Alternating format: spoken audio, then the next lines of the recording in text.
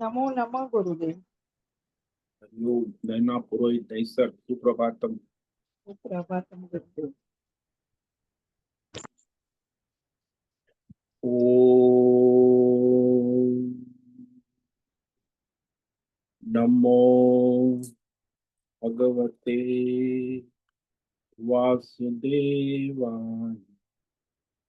ओम नमो भगवते वासुदेवाय।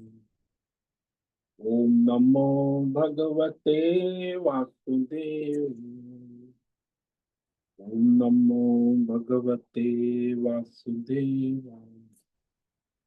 ओम नमो भगवते वासुदेवाय। ओम नमो भगवते वासुदेवाय। ओम नमो भगवते वासुदेवाय। ओम नमो भगवते वासुदेवाय। ओम नमो भगवते वासुदेवाय। ओम श्री परमात्मने नमो नमः। ओम गणपतये नमो नमः। ओम सं सरस्वत्यै नमो नमः। ओम गुरुभ्यो नमो नमः। ओम सहनाववतु सहनौ भुनक्तु सह वीर्यं करवावहै तेजस्विनावधीतमस्तु मा विद्विषावहै। ओम शांति शांति शांति। सदाशिवसमारम्भां शंकराचार्यमध्यमाम् अस्मदाचार्यपर्यन्तां वन्दे गुरुपरम्पराम्। वन्दे गुरुपरम्पराम्। ओम तत्सत। आप सभी ऑनलाइन नेटवर्क पर उपस्थित भगवद गीता श्रवण साधकों को आज ऋषिकेश से हमारा प्रातः का अभिवादन, अभिनंदन, अभिवंदन। हरि ही ओम, हरि ही ओम, हरि। हम सबको आज का यह दिव्य दिन तन मन धन जन देश काल विषय वस्तु परिस्थिति अवस्था व्यष्टि समष्टि अध्यात्म भौतिक दैविक क्षेत्र सभी को अपने अपने पूर्व में अनंत जन्मों में किए हुए संचित पाप पुण्य धर्म अधर्म मिश्र सकाम निष्काम कर्मों के पके हुए फलस्वरूप वर्तमान में आज सभी को अपने अपने प्रारब्ध अनुसार परमेश्वरी अचिंत्य योग माया के माध्यम से तन मन धन जन आदि प्रसाद रूप में प्राप्त हुआ है। अतः आज का यह दिव्य दिन परमार्थ हेतु निष्काम सेवा यज्ञ देव यज्ञ ऋषि यज्ञ पितृ यज्ञ मानवता भूत प्राणी यज्ञ सात्विक दान शारीरिक वाचिक मानसिक तप निष्काम कर्म योग ध्यान योग भक्ति योग ज्ञान योग साधना स्वाध्याय वेद शास्त्रों का अध्ययन अध्यापन उपासना आराधना के लिए समर्पित करे और करवा अत्यंत दुर्लभ मनुष्य जीवन को परमार्थ हेतु सार्थक करे और करवा। आज विक्रम संवत 2082 आषाढ़ मास कृष्ण पक्ष की 10वीं तिथि दोपहर 12:12 तक, उसके बाद एकादशी तिथि लग जाती। आज है कृतिका नक्षत्र और यह 10:52 तक रात्रि, उसके बाद रोहिणी नक्षत्र लग जाता। आज है रविवार, सूर्य देव की आराधना उपासना का दिन है और वर्षा ऋतु चल रही है। सुबह का 4 बजे का न्यूनतम तापमान 21 डिग्री रहा और दिन का दोपहर का 2 बजे का अधिकतम तापमान 36 डिग्री रहा है और वायु की गति 5-10 किलोमीटर प्रति घंटा चल रही। ईस्वी सन 2025, 20 जुलाई, 20 जुलाई 2025 सुबह के 6:45 बज चुके हैं।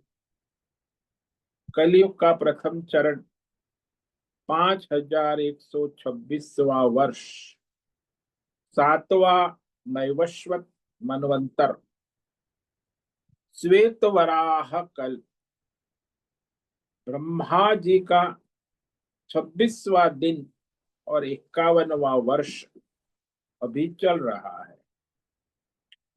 ऐसे अनंत कोटि ब्रह्मांडीय परमेश्वरीय अचिंत्य योग माया में हमारा यह एक ब्रह्मांड, इस ब्रह्मांड में ये पृथ्वी लोक में समुद्र के ऊपर जम्बू द्वीप में विश्व का एकमात्र वैदिक राष्ट्र भारत में उत्तर हिमालय प्रांत में उत्तराखंड राज्य टिहरी जिले में हिमालयन शिवालिक पर्वतमाला के अंतर्गत मणिकूट पर्वत के ऊपर नीलकंठ महादेव के सामने, ऋषिकेश नगरी में मुनि की रेती प्रांत में शीशम जाड़ी, अवधूतबाड़ा आश्रम के सी ब्लॉक के पहले माले से 5 नंबर कमरे से गंगा किनारे से हम स्वामी उत्तमानंद सरस्वती भगवत गीता के आचार्य शिष्य स्वामी चिन्मयानंद सरस्वती महाराज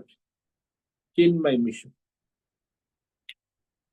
कैवल्याद्वैत वेद व्यास भगवत पाद शंकराचार्य की श्रृंगेरी संन्यास परंपरा से शिक्षित दीक्षित सनातन वैदिक भारतीय हिंदू धर्मानुसार संपूर्ण भगवत गीता ज्ञान यज्ञ ऑनलाइन चैतन्यमय जीवन लाइव प्रसारण जूम एवं यूट्यूब के अंतर्गत व्याख्यान माला में अध्याय 13 क्षेत्र क्षेत्रज्ञ विभाग योग तो श्लोक नंबर 8 पर सार दर्शन करें। आज रविवार है, साप्ताहिक सत्संग होगा सार रूप में दर्शन। तो यह साप्ताहिक प्रश्नोत्तरी का कार्यक्रम होगा रविवार। तो कृपया आप सभी श्रद्धा भक्ति ध्यान से परिपूर्ण होकर के यह दिव्य श्रवण साधना करे, इसमें से कुछ ग्रहण करे, कुछ धारण करे, कुछ अपने जीवन में चरितार्थ करे और उसमें निरंतरता लाए। अपनी अपनी आध्यात्मिक भौतिक दैविक अशांति द्वंद्व मोह विक्षेपों से रहित होकर अधार्मिक अशास्त्रीय परंपरागत भ्रम भ्रांतियों से रहित होकर अपने अपने शरीर इंद्रिय प्राण मन वचन कर्म से एक रूप एकाग्र होकर के शुद्ध सात्विक सूक्ष्म भगवत विवेक बुद्धि करे, वेद शास्त्र एवं आचार्य परंपरा अनुसार विवेक करे और करवावे। पुनः पुनः इस व्याख्यान का श्रवण करे, मनन करे, चिंतन करे, लेखन करे, चर्चा विचारणा करे, प्रचार प्रसार करे, लिंक भेजे, ग्रुप में शेयर, अपना और सबका परम कल्याण करे और करवावे। ओम तत्सत। ओम ओम ओम। इस सप्ताह में हमने श्रीमद् भगवद गीता अध्याय 13 क्षेत्र क्षेत्रज्ञ विभाग योग के श्लोक नंबर 8 पर विवेक विचार किया था, जिसमें भगवान आत्मज्ञान में स्थिति के लिए साधना बता रहे हैं। ये 20 साधन साधना है जो अनिवार्य है, इसीलिए 20 साधन होना आवश्यक। आजकल तो कई लोग आत्मज्ञान का प्रवचन करने वाले, सत्संग करने वाले लेकिन उसमें एक भी आत्मज्ञान की साधन साधना के लक्षण नहीं। अदम्भित्वम, अमानित्वम, वही पहले ही क्लास में फेल हो जाता। आत्मज्ञान का अहंकार और अपने साधुता का दंभ, ज्यादातर ऐसा ही संसार में देखा जाता है। इसीलिए वो आत्मज्ञान का भी ढोंग पाखंड बहुत चलता है। वास्तव में ये गुण सबके लिए आवश्यक है, चाहे साधन भी ये है, साधना भी ये है, और साध्य आत्मज्ञान में स्थिति बनाए रखने के लिए भी ये 20 साधन साधना अनिवार्य है। वही भगवान क्रम से कह रहे हैं,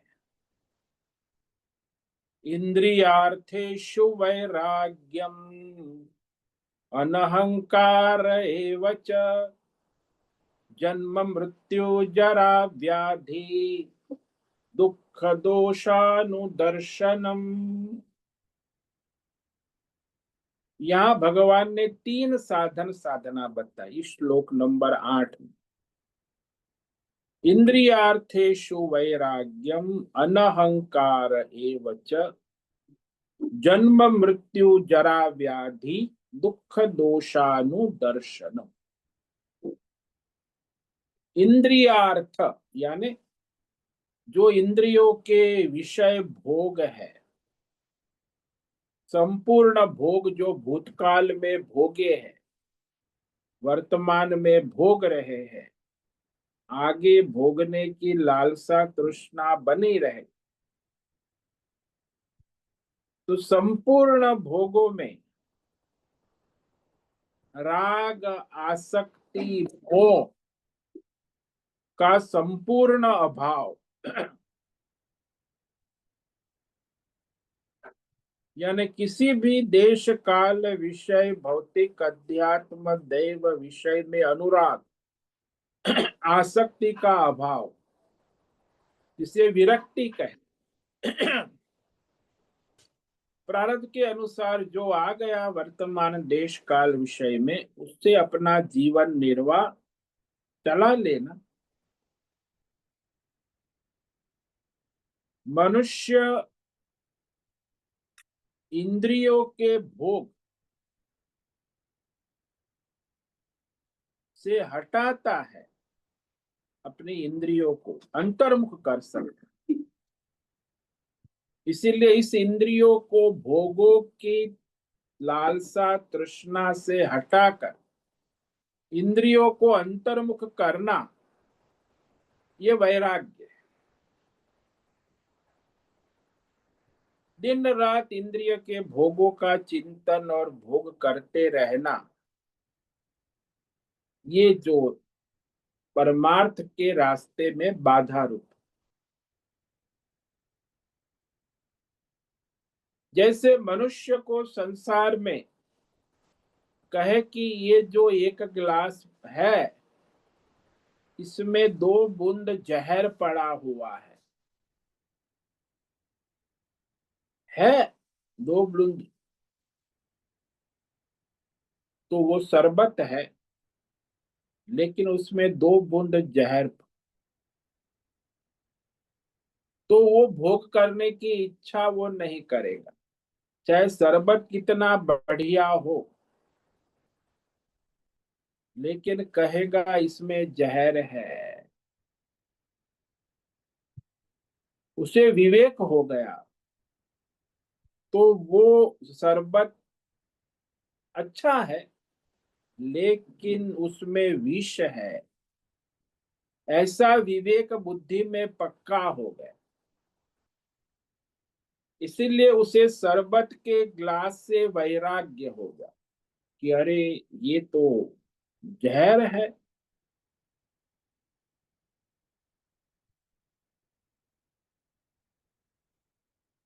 मनुष्य अपने घर में रहता है, जब घर में रहता है और यदि घर में आग लग जाती है, तो उसे अपने घर से वैराग्य हो जाता है। अपनी जान बचाने के लिए घर में से भागता है, तो उसे अपना घर है, इतनी आसक्ति है, लेकिन अब वैराग, क्योंकि आग लगी है, यहाँ स्वयं को बचाना भी मुश्किल है, तो घर को बचाना और घर के सामान को बचाना और घर में रहने वाले स्वजनों को बचाना भी मुश्किल है। तो स्वजन को, घर के सामान को, रुपया पैसा तिजोरी घर का सारा छोड़कर, वो जलते हुए घर को छोड़कर भागता है। उसको विवेक हो गया कि अब जीवन मृत्यु का सवाल। तो ये उसका वैराग्य हो गया। क्यों भाई, तेरी पत्नी बच्चे घर, इतनी आसक्ति थी, अब आग लग गई। तो अपनी जान बचाने के लिए वो भागता है। इसी को वैराग्य कहते हैं। आप कहीं जंगल में घूमने जा रहे हैं और वहां वो जंगल का आदिवासी कहता है कि महाराज, इस सामने गुफा में बाघ रहता है।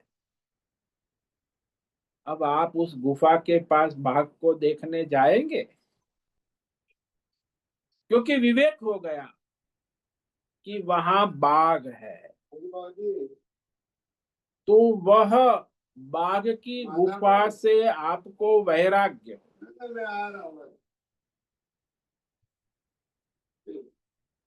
जब आप उल्टी करते हो, आपने खाया हुआ अन्न बदबू देता है, ज्यादा खा लिया और फिर उल्टी हो गई, वमन, तो उससे दूर भागते।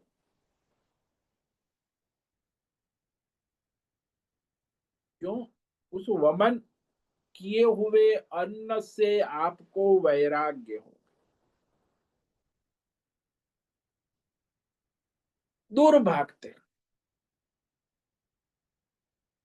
अग्नि की भभकती ज्वाला है, उससे भी दूर भागते, उससे भी वैराग्य। क्योंकि यहाँ जीवन मृत्यु का सवाल है।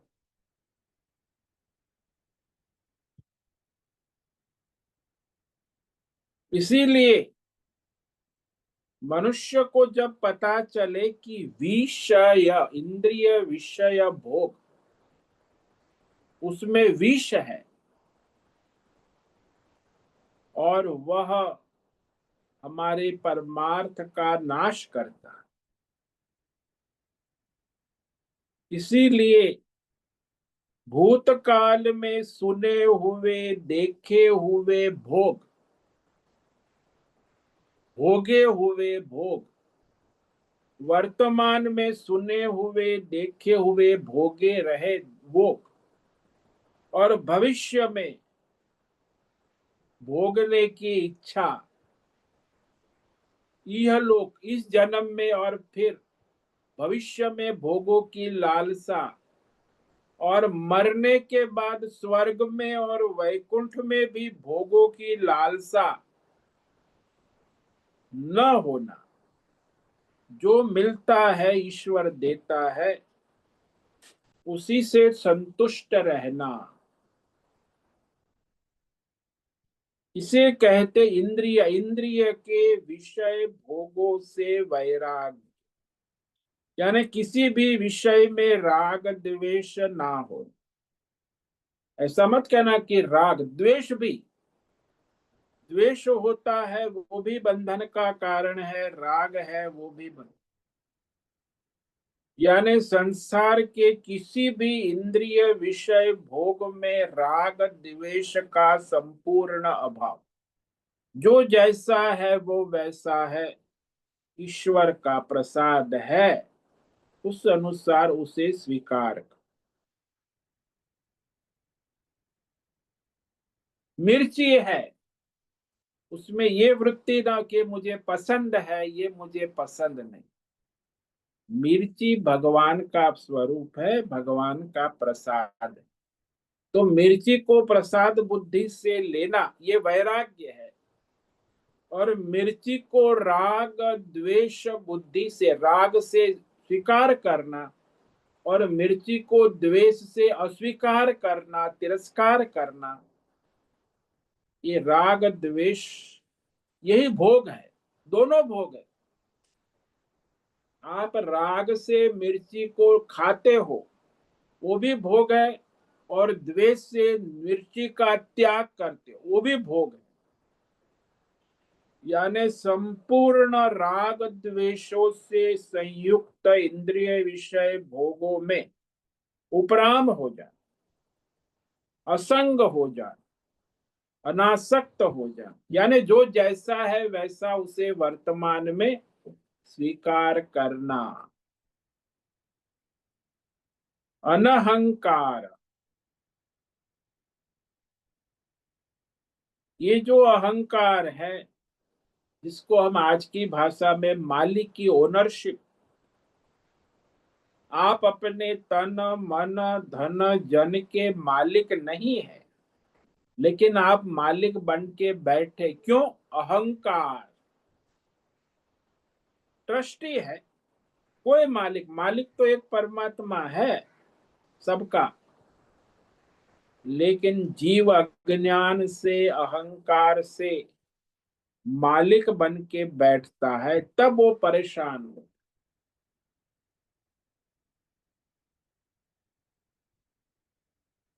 क्योंकि यह अहंकार जो है वह सांसारिक विद्वत प्रधा, उसके प्रति जो है अभिमान है, ये मेरा है, तन मेरा है, धन मेरा है, जन मेरे है, तन मन धन जन मेरा है, इस प्रकार का जो ममत्व है, यही अहंकार। ममत्व ही अहंकार को प्रकट करता है।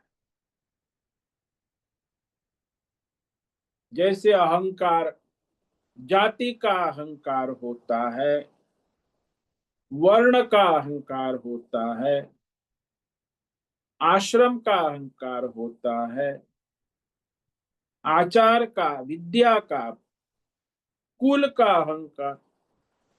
तो ये अहंकार जो है आध्यात्मिक भौतिक दैव,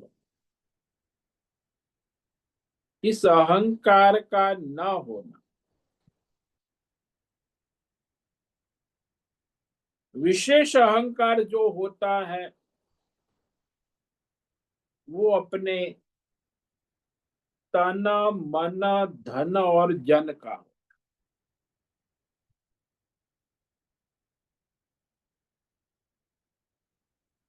ये मेरा है। पड़ोसी का है तो उसका अहंकार नहीं हो।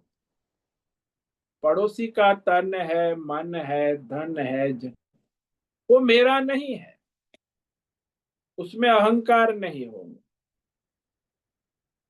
यानी जो मेरा है उसी में अहंकार मालिक की आ जाती।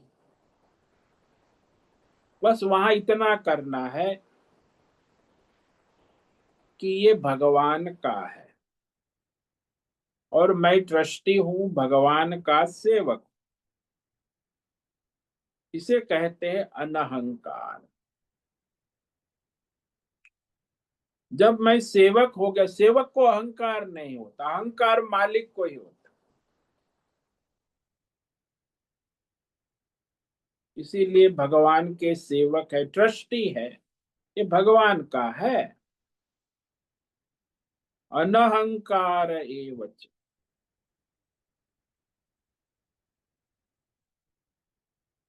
गधे की पीठ के ऊपर शास्त्र ग्रंथ का भार उसमें लगा दी,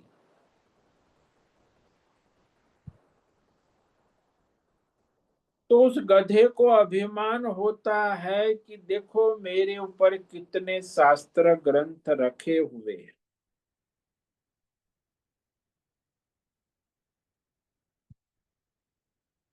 ऐसे ही आजकल जो मनुष्य को भौतिक ज्ञान, अध्यात्म ज्ञान, दैवी ज्ञान का अहंकार हो, ये लोग पढ़े लिखे जो होते हैं ना,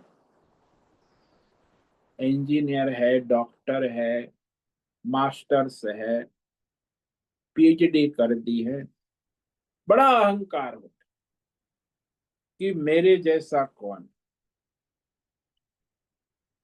तो ये भौतिकवाद, जड़वाद, तो इसमें जो मनुष्य को आध्यात्मिक अहंकार, भौतिक का और दैवी, अपने देवी देवता, हम तो भाई कृष्ण वाले हैं, हम तो राम वाले हैं, हम शिव वाले, हम अल्लाह वाले हैं, हम गॉड वाले हैं, हम तो तीर्थंकर वाले हैं। ये भी अहंकार, दैवी अहंकार। यानी तीनों प्रकार के अहंकार का संपूर्ण अभाव। भौतिक अहंकार, ये इंजीनियर है, ये भौतिक अहंकार। अध्यात्म जो है, मैं स्त्री हूं, मैं पुरुष हूं, मैं ब्राह्मण हूं, ये अध्यात्मिक। और मैं हिंदू हूं, मैं मुस्लिम हूं, मैं सिख हूं, मैं ईसा, ये दैवी अहंकार। तीनों प्रकार के अहंकार का अभाव होना आवश्यक।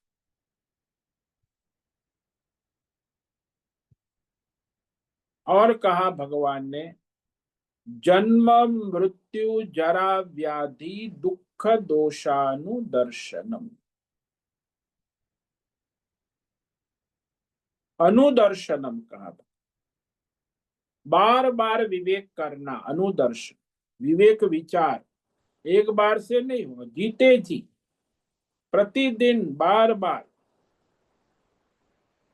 के जन्म है उसका क्या है, किसी का जन्मदिन है तो उस दिन ये विचार करे, अरे भाई उसका जन्म तो कितना कष्टदायी है, 9 मास गर्भ में रहा, उल्टा लटक के रहा, जठराग्नि से तपता रहा, मल मूत्र गंदगी के बीच में रहा, और उसका जन्म कितना कष्टदायी।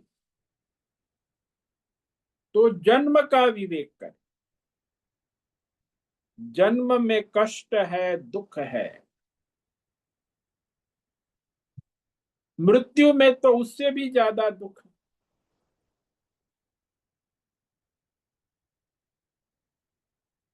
कहते जब मृत्यु आती है तो नाड़ी सारी दर्द देने लगती, हजारों बिच्छुओं की तरह कष्ट हो, प्राण व्याकुल हो जाते, इंद्रिया यानी पूरा क्षेत्र जो है उसमें आपाधापी हो जाती, कष्ट हो। 5 ज्ञानेन्द्रिय में कष्ट है, 5 कर्मेंद्रिय, अंतकरण में भी व्याकुलता है, शरीर में भी व्याकुलता है, कष्ट है। तो मृत्यु के समय पूरे 24 तत्व व्याकुल हो जाते हैं, शरीर और ज्ञानेन्द्रिय और कर्मेंद्रिय, मन बुद्धि। तो सच है कि मृत्यु कितना कष्टदायी है। ये मृत्यु का विवेक युवा अवस्था में, और रोज मृत्यु को याद करे कि मृत्यु निश्चित है, और आज ही मेरी रुचि, आज जो करना है वो कर ले शाम तक। मृत्यु प्रतिदिन स्मरण करे कि आज मेरा ये मृत्यु का आखिरी दिन है, इसमें मुझे क्या करना। तो हमारे यहाँ एक महात्मा थे, वो हमेशा कहते कि मृत्यु को रोज याद करे तो तुम अधर्म पाप से बच जाओगे, और फिर जरा वृद्धावस्था के बारे में भी सोच। वृद्धावस्था जब आती है तो फिर वह सारी इंद्रिया क्षेत्र क्षीण हो जाता, आप पराधीन हो जाते, और आपको कोई सहाय करने वाले भी नहीं। बुढ़ापा कहते हैं, बुढ़ापा यानी कष्ट पीड़ा,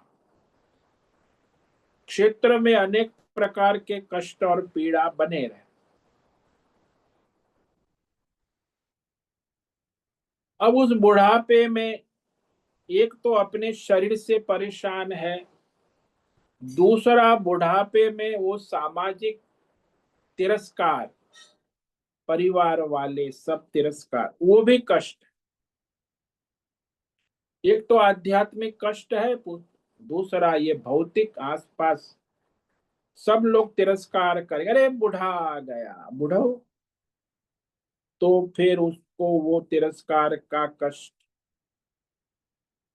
देवी देवता भी अनुकूल नहीं है तो वो भी कष्ट। यानी बुढ़ापे में बहुत सारे आध्यात्मिक, भौतिक, दैवी कष्ट और दुख है। इसका विवेक विचार। और फिर बीमारी है, रोग है, उसमें भी कितने कष्ट है। और बीमारी तो बचपन से, जब जन्म होता है तभी से शुरू होती है। यानी हॉस्पिटल और दवाई का बिल, आजकल के जमाने में जब बच्चा पैदा होता है तब से ही रोग लेके ही पैदा होता है, और उसकी दवाई मरते दम तक चलती है। यानी पूरा जीवन, जन्म से लेके मरण तक, मेडिकल सपोर्ट से वह अपने दुख को दूर करने का प्रयास करता है, यानी रोग को। लेकिन एक रोग जाता है तो दूसरा आता है, दूसरा जाता है तो इसका तांता लगा रहता। यानी कभी दवाई बंद नहीं होती। ये रोग जो है, इसका कारण दो है। एक तो प्रारब्ध संचित कर्म हमारे है, उसके कारण हमें रोग आते हैं। वो 10-20% प्रारब्ध के अनुसार। बाकी जितने भी ये खांसी, जुखाम, बुखार, ये खान पान, पेट में दर्द, सर में दर्द, ये सारी जो समस्या है वो गलत तरह से रहन सहन, खान पान, अप्राकृतिक जीवन और अप्राकृतिक खान पान और दिनचर्या गलत होने से, गलत समय पे गलत, तो वहां कोई नियमन संयमन नहीं है। इसीलिए 80% मनुष्य इसी रॉन्ग लाइफस्टाइल, जिसको गलत जीवनचर्या, दिनचर्या, जो राजसी और तामसी प्रकार की है। यदि आपकी दिनचर्या सात्विक है तो ये सारी 80% बीमारी आपको परेशान नहीं करेगी। लेकिन आप अपनी जो गलत लाइफस्टाइल है, राजसी और तामसी खान पान, रहन सहन, उसी के कारण बीमार होते रहते, दवाई खाते, एक बीमारी गई दूसरी बीमारी आई, चलता ही रहे।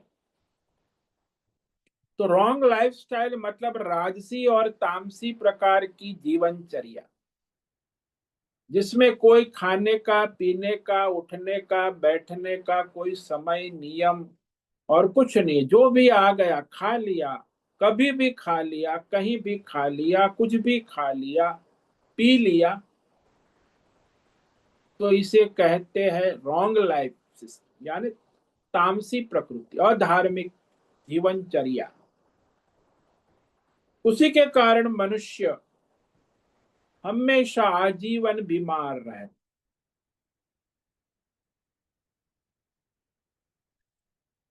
अरे कैसे हो गई खांसी, अरे वो कहेगी वो तो कारण, ये मौसम ही ऐसा है। अपना दोष नहीं देखेंगे, मेरी गलत दिनचर्या, हर बात में कुछ बीमार हो गया तो दोष दूसरों को देंगे। अरे मौसम खराब है, अरे ये देखो यहाँ आजकल इतनी सीजन गड़बड़ है, और उसमें बीमार मैं हो गया, उसके कारण हुआ, इसके कारण हुआ। यानी दूसरे ही कारण है। बीमारी का कारण मेरे कर्म है, मेरी गलत जीवनचर्या है, मेरे रजोगुणी तमोगुणी व्यवहार है, उसको तो स्वीकार ही नहीं कर। अरे भाई, सात्विक धर्म के अनुसार अपनी जीवनचर्या, दिनचर्या, खान पान समय, 4 बजे उठ के ब्रह्म मुहूर्त में स्नान करे, योग प्राणायाम करे, सात्विक आहार, फलाहार, नाश्ता करे, दोपहर को सात्विक फल और दूध पानी पिए, और शाम को सात्विक आहार करे, तो वो सात्विक दिनचर्या, खान पान समय से तो कोई बीमारी है ही नहीं। ये कबूतर बीमार नहीं पड़ता है, ये कौवा बीमार नहीं पड़ता है, एक मनुष्य ही रोज बीमार पड़ता है। वो सीजन की असर मनुष्य को ही होती है। अरे भाई, ये कबूतर है, कौवा है, वो कभी उसको खांसी जुकाम नहीं हो। तो ये सारा जो अप्राकृत, अनैतिक, अविवेकपूर्ण खान पान, रहन सहन, दिनचर्या, तो उसके कारण फिर वो हमेशा बीमार रहते हैं, और मेडिकल सपोर्ट पे उनका जीवन चलता है। तो रोग का कारण मनुष्य स्वयं है, उसके कर्म है।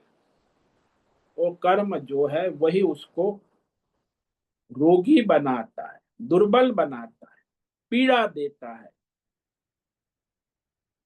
और इस तरह वो दुख पर दुख भोगता। दुख 3 प्रकार के: आध्यात्मिक दुख, भौतिक दुख और दैवी। तो इस सारे दुखों का विवेक करे कि संसार में आप सब सुख है, गुडी है, हैप्पी हैप्पी, बट बहुत हैप्पी विश करते, कोला अनहैप्पी विश भी करे कि भाई संसार में अनहैप्पीनेस भी है।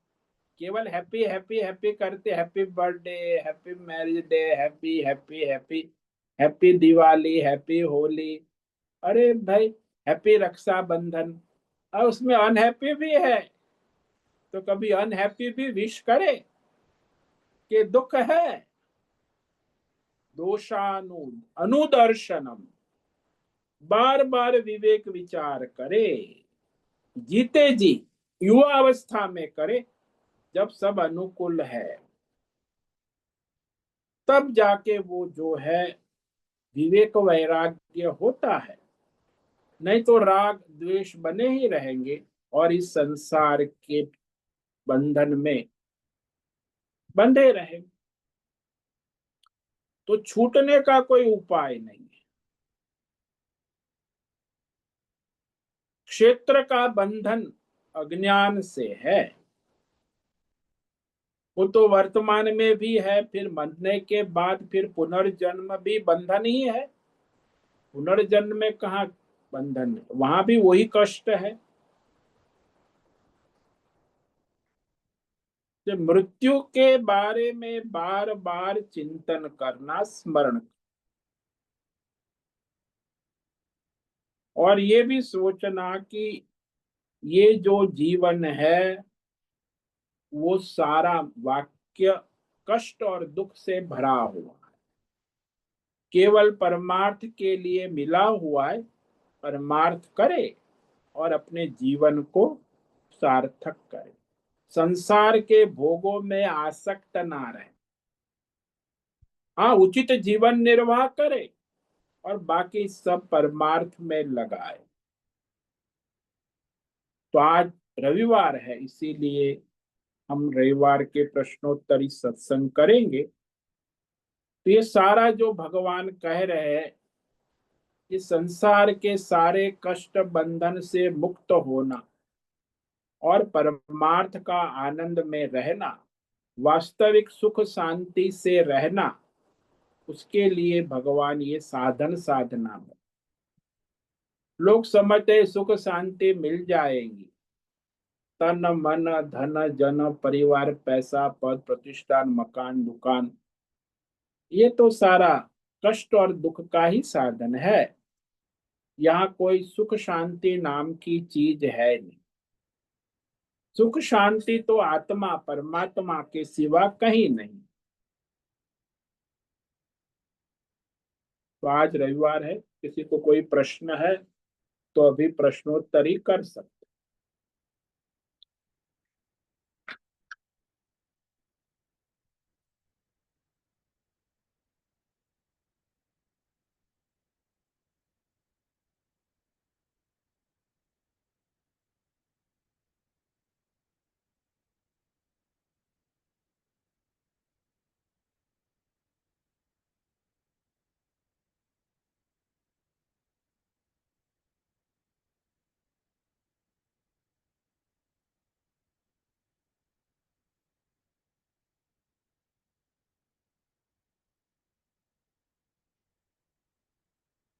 ओम नमो नारायण स्वामी जी। हाँ बोलो हेमा। स्वामी जी, यहाँ जो दूसरा मूल्य है दंभित अदंभित्वम, हाँ जी। यानी आपने कहा दंभ यानी छल कपट दिखावा ढोंग। हाँ तो ये अभी हम साधक अवस्था में है, तो हमें पता है कि हम जो सत्संग में सुन रहे हैं वो पूरी तरह से अभी आचरण में नहीं आया है, मगर प्रयत्न करते हैं अपने अंदर ये सब लाने का, पुरुषार्थ कर रहे हैं। तो कभी कभी ऐसा होता है कि कोई हमें कुछ कह जाता है, तो हम मुंह से तो अभी नहीं उनको कुछ बोलते, मगर मन में थोड़ा रहता है, मगर हम उधर शांत रहने का प्रयत्न करते हैं और मन से भी वो निकालना की कोशिश कर रहे हैं। तो ये सब जो कर रहे हैं वो पूरी तरह से अभी निकला नहीं है, मगर वहां शांत बैठकर ऐसे हम सबको ऐसे पता चल रहा है कि अभी मैं कुछ नहीं बोल रहा, मगर मन में है थोड़ा संघर्ष। तो ये क्या सब दंभ है कि ये हमारा पुरुषार्थ चल रहा है? देखो, जब आप स्वयं हम्म। इस प्रकार व्यवहार करते हैं हम्म। कि व्यवहार में आप कुछ करते नहीं लेकिन मन में आपका है, हम्म। लेकिन वाणी से बोलते नहीं। हम्म। पर अच्छी मन से बात। भी नहीं करना चाहते, मगर अभी वो पुरुषार्थ अभी चल रहा है संग अंदर अंदर। हाँ तो वो जो आप प्रयत्न कर रहे हैं ना हाँ हाँ। कि भाई चलो, इसने ऐसा कह दिया वैसा कह दिया तो हम जो है हम्म। उसे सहन कर लेते हैं, लेकिन हम्म। मन उसको सहन नहीं करता। आप वाणी से तो चुप हो गए हाँ और हाँ। मन बुद्धि ने सहन नहीं किया, वो तो रिएक्शन कर रहा है सूक्ष्म। हाँ हाँ। तो वहां आपको अपने मन बुद्धि को विवेक पूर्वक समझाना होगा, हाँ और यदि विवेक हो गया तो मन भी शांत हो जाए। हाँ। लेकिन वहां विवेक पूर्वक समझाएंगे नहीं मन को तो फिर वो उछलता रहेगा, अरे हाँ। ऐसा है वैसा है। तो वहां विवेक होना आवश्यक है, तब हाँ। जाके मन शांत हो। जो आप हम्म। सत्संग करते हैं तो विवेक करें हम्म। कि भाई ये तो सब है, उसमें हम्म। वो सब अपने अपने प्रकृति स्वभाव के अनुसार व्यवहार करते हैं। हम्म। तो हमें वो साधुता का झूठा दिखाव नहीं करना है। हम्म। तो ये जो है वाणी से ना बोलना, मन में विचार करते रहना, इस प्रकार दंभ हो जाता। ये दंभाचरण का अभाव तभी होगा जब आपकी बुद्धि का विवेक निश्चय पक्का हो। यहाँ हम्म। बात यह कि आपकी बुद्धि का विवेक निश्चय पक्का नहीं है, तभी हम्म। मन रिएक्शन कर रहा है। हाँ, तभी संघर्ष हो रहा है, मगर ये अभी साधना अवस्था में और हम लोग प्रयत्न पूर्वक निकालना चाहते हैं, मगर आपने कहा ना थोड़ा निश्चय कभी कम पड़ रहा है। हाँ, वो तो दृढ़ ये निश्चय नहीं है ना, हाँ, निश्चयात्मक बुद्धि होनी बुद्धि नहीं है। आवश्यक। यानी हाँ। आपकी बुद्धि अनिश्चयात्मक है, इसलिए मन घुमाता है। घुमाता है, हाँ। हाँ, यदि तो ये हम लोग निश्चयात्मक। कर रहे हैं वो दम्भ, मतलब प्रयत्न कर रहे हैं, तो ये हमारा साधना कही जाती है या उसको दम्भ कहा जाता है? हम कर रहे हैं कि और कोशिश प्रार्थना भी कर रहे हैं भगवान को कि नहीं करना है अभी हम। नहीं, वो तो अनिश्चयात्मक बुद्धि है, वो तो दम्भ ही है ना। अच्छा, अभी भी दम्भ ही है वो। अनिश्चयात्मक बुद्धि जब तक है वो दम्भ ही है, निश्चयात्मक बुद्धि होगी तब अदम्भित्व होगा। अच्छा। तो आपकी बुद्धि निश्चयात्मक नहीं है इसलिए दम्भ करोगे। वही करते हम्म। हैं सब साधक लोग। बुद्धि निश्चय जानते हैं, हाँ ऐसा करना है, करना चाहिए, करेंगे, हम्म। लेकिन करना है ऐसा निश्चयात्मक बुद्धि नहीं। हम्म। और जब तक निश्चयात्मक बुद्धि नहीं होगी, विवेक बुद्धि, तब तक वो साधक दंभ करेगा। वहाँ आत्मिक बल कम पड़ रहा है हमारा ना। हाँ, तो आपका निश्चयात्मक बुद्धि दृढ़ होनी चाहिए। इसलिए हम्म। आपका सत्व होगा तो निश्चयात्मक, रजोगुण तमोगुण होगा तो फिर बुद्धि निश्चयात्मक नहीं होगी। हम्म। इसलिए सत्व गुण बढ़ाना होगा, तब हाँ आपकी ना। निश्चयात्मक बुद्धि हो। मतलब नाम जप करना है भगवान का, हाँ, हाँ वो इसका सबसे अर्थ है कि आपका सत्व गुण कमजोर है, रजोगुण और हम्म तमोगुण बलवान है, तो हम्म। आपकी निश्चयात्मक बुद्धि नहीं रहेगी। अच्छा। वो तो रजोगुण तमोगुण अनिश्चयात्मक बुद्धि में खींच के ले जाएंगे। हम्म। सत्व गुण सही। बढ़ेगा तो आपकी निश्चयात्मक बुद्धि दृढ़ होगी। अच्छा, तो एक ही वो है कि सत्व गुण बढ़ाना है, पूरे हाँ दिन उसी में रहना है हमें। हाँ, तब हम्म। आपकी निश्चयात्मक बुद्धि दृढ़ हो। जैसे हाँ अर्जुन समझ। की निश्चयात्मक बुद्धि, हम्म वो हम्म, दृढ़ निश्चय, भगवान से सुना और अपना युद्ध भी किया। हम्म। हाँ स्वामी जी, बहुत बहुत धन्यवाद। ओम नमो नारायणाय।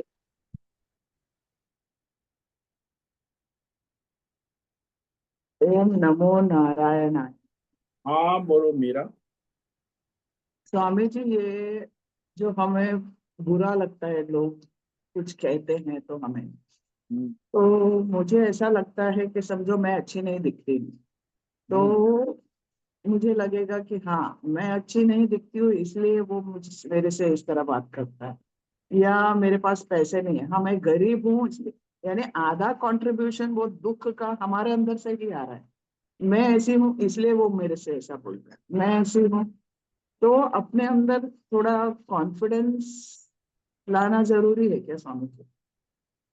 देखो यहाँ बात ये है कि जो क्षेत्र आपका है वैसा है, जैसा है वैसा हम्म, स्वीकार करो। स्वीकार करना, हाँ हाँ। हाँ, हम्म, और फिर उसी अनुसार आप उसे स्वीकार करके दूसरा चाहे कैसे भी व्यवहार करे बोले, आपको हाँ पता है आपका क्षेत्र किस प्रकार का है, आप दिन हाँ। रात अपने क्षेत्र के साथ रहते हो, तो हम्म। आपका तन मन किसी ने क्या कहा उसका क्या मतलब रहता है। आपको अरे, विवेक करना मुझे होगा कि लगता आप है कि ऐसा। मेरे साथ ऐसा होता है कि कभी कभी ऐसा मैं सोचती हूँ, हाँ ये होता तो ये मेरे साथ ऐसा नहीं बिहेव करता, ये ऐसे में नहीं बिहेव करती। ऐसा मतलब मुझे ऐसा लगता है, मेरे को जो मन में दुख होता है उसमें आधा कंट्रीब्यूशन मेरा ही मन का है, और आधा कंट्रीब्यूशन वो जो सामने वाला बोलता है उसका है। तो नहीं अगर नहीं मेरे मन के साइड से मैं स्ट्रांग हो जाऊं, वो कैसे होना, मतलब आपने बोला अरे, स्वीकार करो, हाँ। अपने आप को जैसे है वैसे स्वीकार करो, अपनी आपको तो अपनी वास्तविकता का भी पता नहीं है, सामने वाला बोल रहा है वो भी उसकी भी वास्तविकता का पता नहीं है, दोनों में हम्म अज्ञान है, भ्रम है। हम्म इसीलिए पहले तो रियलिटी चेक करो, सामने हम्म वाले की और आपकी, वहां हम्म रियलिटी है ही नहीं, और फिर आप उसमें हम्म चले जाते हैं। पहले अपनी रियलिटी, अपनी क्षेत्र के विषय में आप अपनी रियलिटी को चेक करो, और हम्म, सामने वाला क्या बोल रहा है उसकी रियलिटी, यदि रियलिटी है तो उसका व्यवहार करो, अपना सुधार करो, नहीं तो सुधार फिर करो, उसका हाँ। कोई मतलब नहीं है, कुछ कहने दो जिसको जो, कोई वंदो कोई निंदो कोई कैसे कहो रे। बुरा मानने से कुछ नहीं होता है। वो नहीं, थोड़ा आपको चेक करना है अपनी रियलिटी। हम्म, और देखना अब है कि आप सामने वाले में वो जो बोला उसमें कुछ सच है क्या, और मैं उससे इम्प्रूव हो सकती विवेक हूँ तो। करना है, सच्चाई है हाँ तो हाँ, स्वीकार भी करना है, ऐसा नहीं है कि खाली हम, अटैक मोड में नहीं रहना चाहिए, हम तो हमेशा सेल्फ डिफेंस का मोड में रहते हैं, हाँ खुद को तो ही वो फिर प्रोटेक्ट। आपका अविवेक है, अज्ञान है। आप केवल हम्म अपने क्षेत्र को ही सर्वस्व मान रहे कि मैं, I am always right, I am everything is okay, अरे बाकी एंड आई और। एम दिस क्षेत्र में, आई हाँ एम दिस क्षेत्र करके सोचा है, हाँ, जो वही उससे अज्ञान, अलग होना चाहिए, हाँ। आई एम दिस क्षेत्र, यही अज्ञान है सब, उसी में आप फिर मोहित हो जाते हैं, तो विवेक नहीं करते। अरे हाँ भाई सर। ये तो केवल साधन है, और हम्म, उसमें जो है उसका जैसा है वैसा उपयोग हम्म, करे। हाँ। और ये जो हमें गुस्सा आता है, बुरा लगता है, ये भी कर्म है क्या स्वामी जी? इसमें भी कर्मफल होते हैं?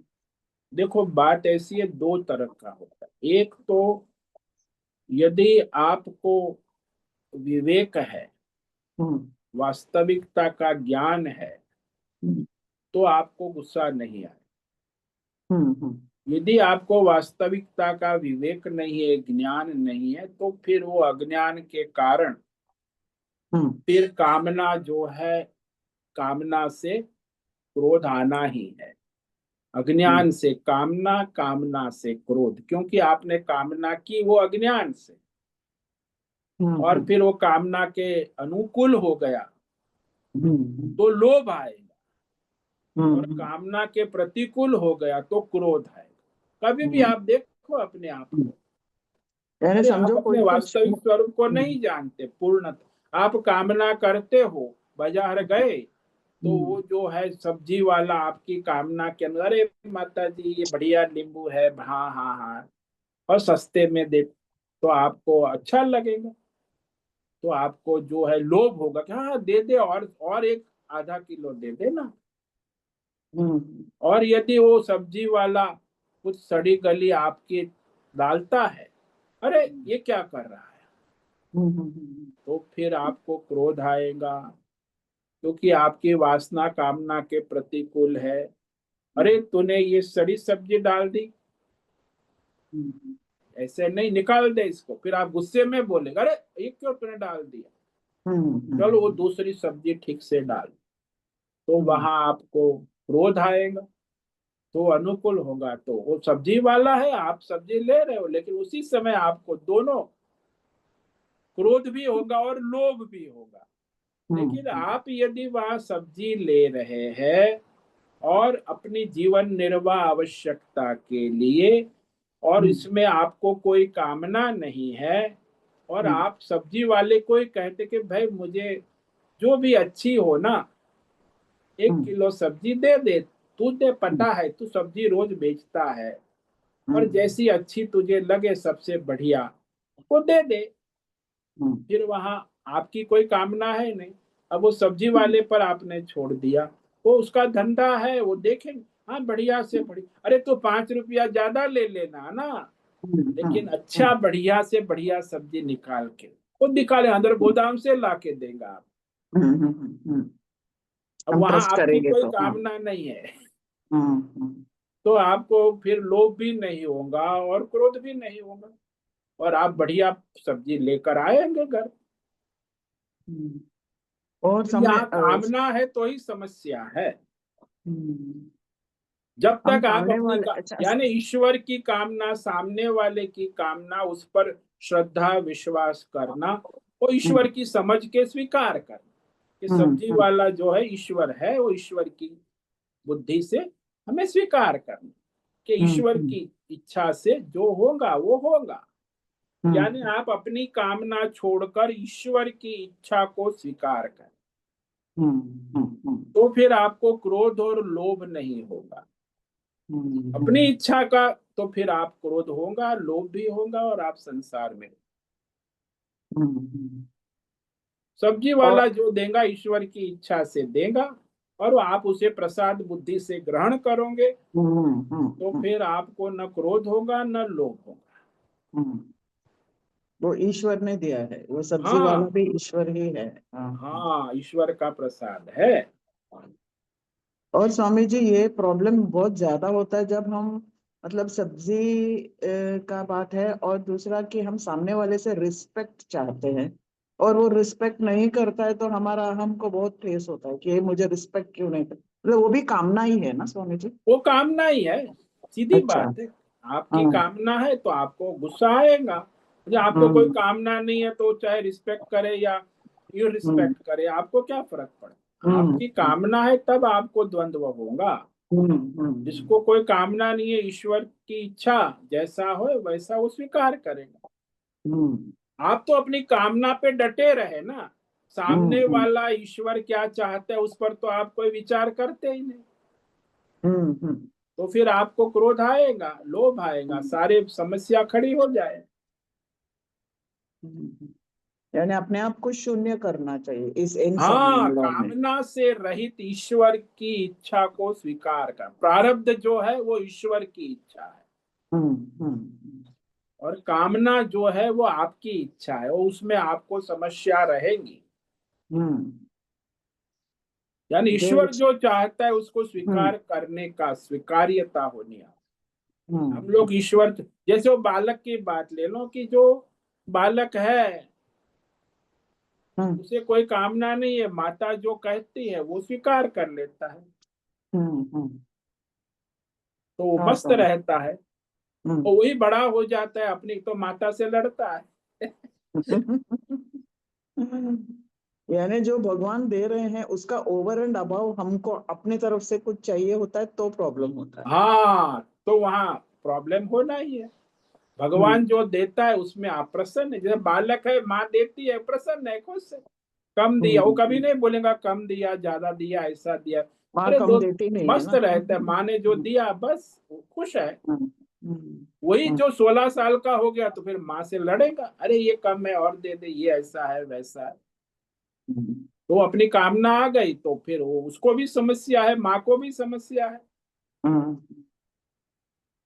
अच्छा, हमारे जो ये कामनाएं हैं, जो जिसका हमने कामना नहीं करना चाहिए और सिर्फ स्वीकार करना चाहिए जो कुछ आ रहा है, उस वजह हाँ, से सब प्रॉब्लम आते हैं। हाँ जी, हाँ जी। काम एष क्रोध एष रजोगुण महाशनो महापापमा ये न नित्य वैरिण। भाई, आपकी कामना ही क्रोध में परिणित हो जाती है, लोभ में, मोह में, और वही आपकी शत्रु बन जाती है और हम्म, नित्य वैरी है, निरंतर हम्म, आपको हम्म, परेशान करती रहती। हम्म, तो रजोगुण भी बढ़ाती है, हम्म, कामना है वो। यदि हम्म, भगवान की समर्पित तो आपका सत्व गुण बढ़ेगा, और हम्म, अपनी कामना से आप चलोगे तो आपका रजोगुण बढ़ेगा। हम्म। यानी कामना करना भी बुरा कर्म है और कामना पूरा न होने नहीं पे नहीं भी। नहीं, कामना ईश्वर के अनुसार, धर्म के अनुसार करना बुरा है। अच्छा, हाँ हाँ हाँ। अपनी मनमानी कामना करना यही मनमानी, समस्या। हाँ हाँ। हम्म। धर्म के अनुसार, शास्त्र के अनुसार, ईश्वर के अनुसार कामना तो भगवान का ही प्रसाद है। हम्म। और अगर हमें कोई चीज नहीं मिल रहा है यानी वो भगवान का डिजाइन में नहीं है, और हमने हाँ, कामना नहीं करना चाहिए नहीं उसका। करनी चाहिए। जो भगवान सहज प्रारब्ध से आ रहा है उसी से हम्म भगवान का प्रसाद समझ के संतुष्ट रहना। हम्म। भले हमें धर्म के उसका कामना अनुसार। हो या ना हो, हमने उसको एक्सेप्ट करना चाहिए। हाँ, जैसा है भगवान चाहता है, ये समझो कि ईश्वर चाह रहा है, प्रारब्ध है मेरा। तो हम्म माँ जो देना चाहती है बच्चा स्वीकार करता है, फिर वो उसमें कोई कहता नहीं कि ऐसा नहीं वैसा नहीं। वो बड़ा हम्म होके करेगा, छोटा है 2-3 साल का तो जैसे माँ रखेगा वैसे रहे। हम्म। समझ गए स्वामी जी। ओम नमो नारायणाय स्वामी जी, बहुत ओम क्लियर नमः। कर दिया आपने। हाँ, सबसे कामना प्रॉब्लम नहीं है, ईश्वर के अनुसार, धर्म के अनुसार रहो तो फिर हम्म उसमें कोई समस्या नहीं है। लेकिन मनमानी है वही सबसे बड़ी समस्या। वही इस दुनिया में ये क्या करते हैं, लपेट के रखती है हमें। हाँ, फिर तो आपको काम क्रोध लोभ मोह में लपेट के रखेंगे। हम्म। और उससे छूटना मुश्किल हो जाता है। फिर तो मुश्किल ही है, फिर तो फंस गए जाल में। हाँ हाँ, सचमुच जाल ही में फंस गए। हम्म। इसको, वो जाल को ऐसे झगड़ा कर करके हटाना है। हाँ, अभी ईश्वर को लाना है, धर्म को लाना है, और कामना करना है, मनमानी कामना को हटाना है। हम्म। ओम नमो नारायणाय स्वामी जी, बहुत बहुत धन्यवाद। ओम नमो नारायण। ओम नमो नारायण स्वामी जी। हाँ, बोलो भावना। स्वामी जी, अभी आपने जो बताया कि धर्मयुक्त कामना और मनमानी कामना, हाँ, तो वो कैसे पहचाने कि ये धर्मयुक्त कामना है या मनमानी है? कामना तो मतलब कंटिन्यू होती रहती है। हाँ, तो देखो, सात्विक है, धर्म के अनुसार है, सबका हित भला हो रहा है, वो धर्म युक्त है। और अपना स्वार्थ है, अपना भोग है, अपनी मनमानी है तो अधर्म है, वो आपको परेशान करेंगे।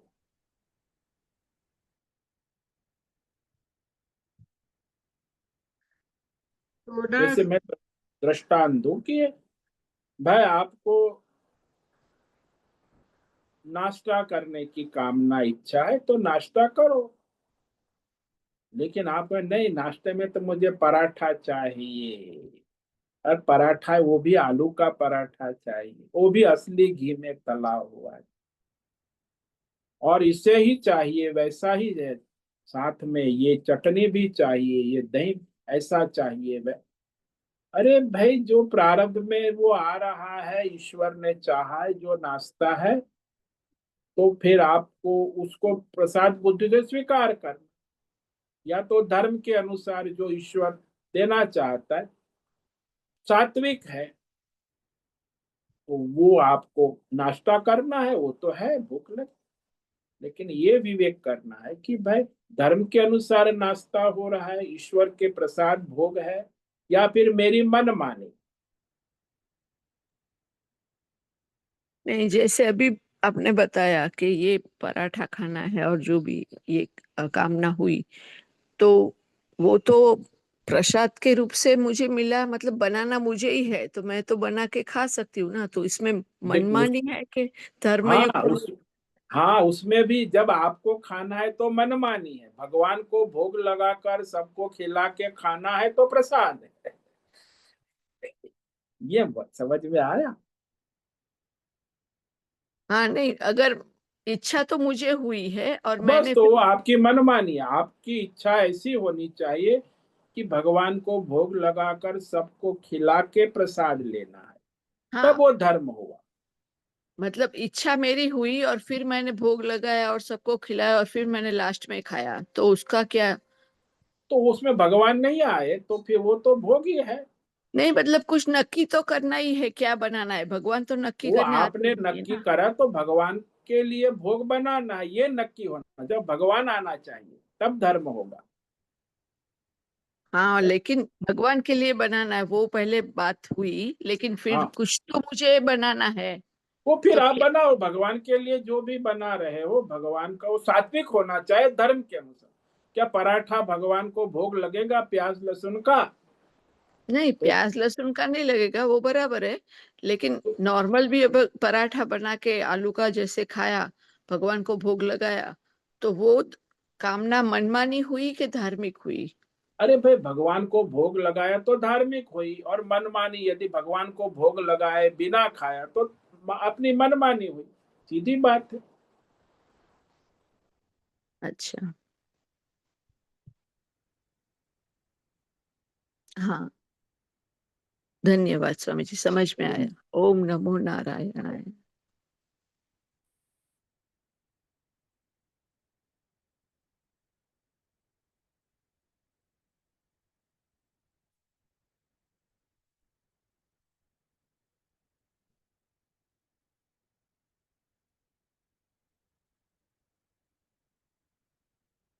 ठीक है, आज उपस्थित है, हाँ कौन है? रेशा। रेशा हाँ बोलो क्या है?